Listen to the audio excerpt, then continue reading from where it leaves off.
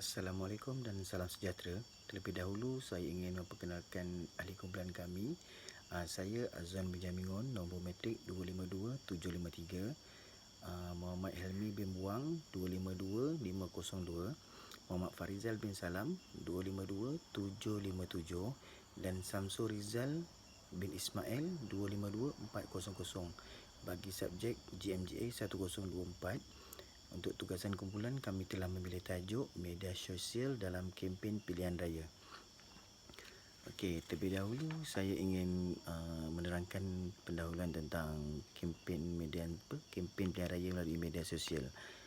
Media sosial merujuk kepada sekumpulan aplikasi berasaskan internet yang membina asas ideologi dan teknologi web 2.0 dan yang memungkinkan penciptaan dan pertukaran kandungan yang dihasilkan penggunanya. Perkembangan media terbagi kepada dua zaman yang berbeza, iaitu zaman penyiaran dan zaman interaktif. Pada zaman penyiaran, media hampir secara eksklusif berpusat di mana satu entiti seperti stesen radio atau televisyen, syarikat surat khabar atau studio produksi filem akan menyebarkan pesan kepada orang ramai. Dengan munculnya teknologi digital dan mudah alih, interaksi dalam skala besar menjadi lebih mudah bagi individu berbanding sebelumnya. Antara bentuk media sosial adalah email, penghantar teks, blog, papan pesan, laman sambung, laman rangkaian sosial, permainan dan hiburan. Selain digunakan sebagai platform untuk komunikasi harian, media sosial juga digunakan sebagai alat komunikasi untuk ahli politik semasa kempen pilihan raya. Peranan media sosial dalam kempen pilihan raya iaitu bermula daripada alat komunikasi politik, kemudian kepada platform komunikasi dua hala dan pengaruh kognitif dan emosi. Seterusnya saya serahkan kepada rakan saya untuk penerangan selanjutnya. Sekian, terima kasih. Bismillahirrahmanirrahim. Assalamualaikum warahmatullahi wabarakatuh dan selamat sejahtera. Saya Muhammad Farizal bin Salam, nombor metrik 252757. Okey, saya sambung present daripada kawan saya, iaitu peranan media sosial dalam kempen pilihan raya. Okey, dalam peranan media sosial dalam kempen pilihan raya ni ada alat komunikasi politik, iaitu media sosial membantu ahli politik memulakan kempen politik mereka dan mengubah persepsi pengundi.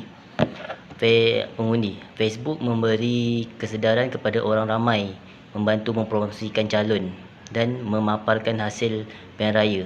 Media sosial juga membantu ahli politik mendapat kepercayaan orang ramai. Malah, dana untuk kempen juga boleh dikumpul melalui Facebook. Dalam pilihan raya Presiden Amerika Syarikat pada tahun 2008, Barack Obama mencipta rekod dengan mengumpul dana sebanyak $532,946,511 dalam beberapa bulan daripada segolongan individu yang menjadi pendama kecil. Okey, seterusnya platform komunikasi dua hala. Media sosial merupakan platform utama untuk komunikasi dua hala di mana penggunanya boleh memberi komen tanpa mengeluarkan suara. Facebook memudahkan penyokong calon politik untuk membina pautan interpersonal mengenai kegiatannya. Internet juga dapat mengukur minat orang ramai serta menghubungkan anggota masyarakat dengan proses politik. Facebook juga merupakan platform di mana calon dan pemilih dapat berkomunikasi dan mengakui proses demokrasi. Pada masa yang sama, ia memberi orang awam kemampuan untuk menyuarakan pemikiran mereka dan mengatur secara autonomi. Dalam pilihan raya Presiden Amerika Syarikat pada tahun 2008, calon politik diberi halaman dalam talian untuk penempatan profil yang selari dengan profil peribadi. Calon dapat mengemaskini status mengenai pelbagai jenis bahan kempen dalam talian, seperti pengumuman aktiviti kempen, pautan ke halaman lain seperti perkongsian video YouTube, nota calon, album foto dan acara yang membolehkan penghuni menghantar komen mereka sendiri. Okey, sekian, terima kasih. Seterusnya, peranan media sosial dalam kempen pilihan raya. Pengaruh kognitif dan emosi.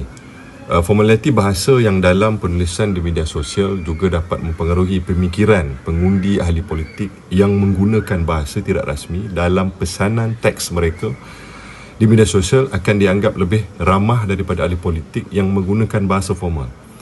Mereka juga akan dianggap lebih jujur dan lebih dipercayai daripada sumber yang menggunakan bahasa formal. Pada dasarnya, semua elemen kemanusiaan digunakan untuk menarik pengundi dan mendapat keperhatian mereka, seperti yang dilakukan oleh Dr. Wan Azizah yang cuba meraih simpati melalui pengiklanan Facebook dengan slogan Lap Air Mata Teruskan Perjuangan. Pada kempen pilihan raya Mac 2014, beliau berjaya meraih undi simpati orang ramai terhadap nasibnya yang dianggap diperlakukan secara tidak adil.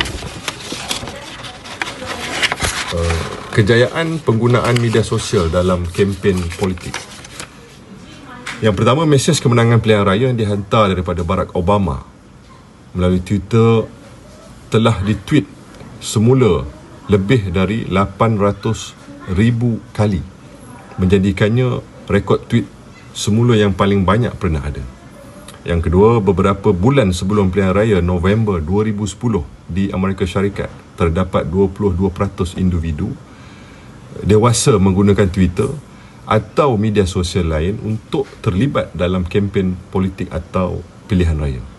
Dalam pilihan raya Presiden Amerika Syarikat pada tahun 2008, Barack Obama mencipta rekod dengan mengumpulkan dana sebanyak USD 532 juta 946,511 dalam beberapa bulan daripada segolongan individu yang menjadi penderma kecil.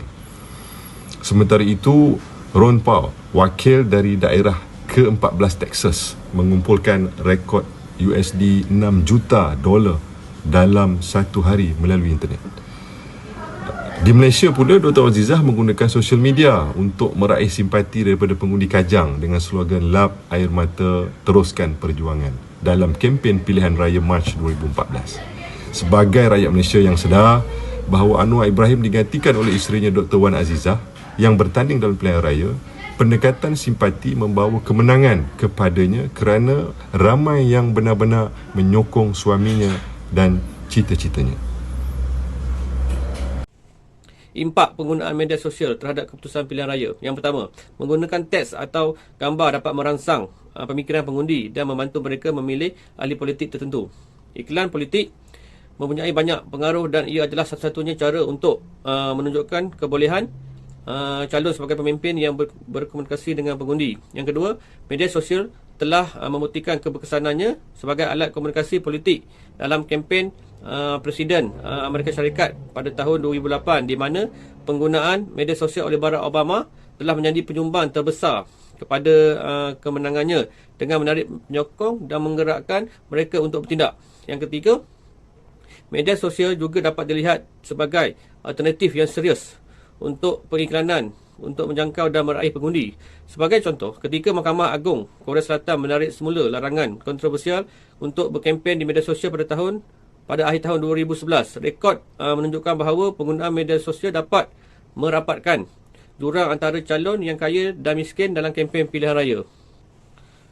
Sebagai rumusan, yang pertama, menggunakan Facebook dan Twitter dalam kempen politik untuk menarik pengundi adalah strategi yang baik kerana kepantasan maklumat yang diterima oleh khalayak tanpa mengira usia, jantina dan etnik.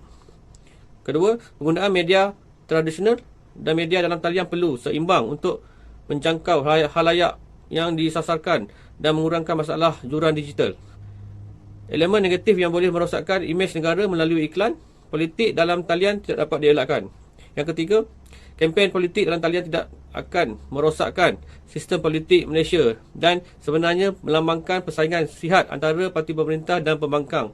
Dan yang terakhir, pada masa yang sama, media perlu berlaku adil ketika membuat liputan berita dan kempen politik. Media arus perdana masih penting kerana pilihan raya sebelumnya telah menggunakannya untuk menyasarkan kawasan yang tidak maju. Sekian pembentangan dari kumpulan kami. Sekian, terima kasih.